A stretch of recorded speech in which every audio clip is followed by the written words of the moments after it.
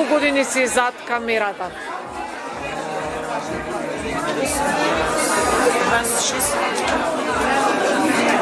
Кој ти е најомилен инсерт? Најомилено видео од студио? Од студио нема. И најомилен новинар од студио? Студио најомилен? Да. Ајо. Легенда. А надвор, кога бев снимака, мототрките што ги сликав снимав. Треба воопшто да се обратам на ваков настан, ако дојдеме од една друга генерација новинари. Но таа мистерија вчера ми се разјасни, кога гледав одново во редакцијата, кога пребрав лево десно 16 колеша. Собственичка, главна уредничка, директор, 27 години тел најподводство на жени. Следна изложба на самостојниот синдикат на новинари и медиумски работници за 5 или 10 години ќе се најдат на фотографиите.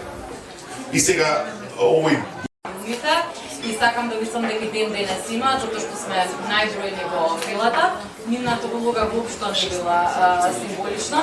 Задоволство ми е што тука имаме имиња кои што започнале на работни позиции кои што претходно биле резервирани само за мажи.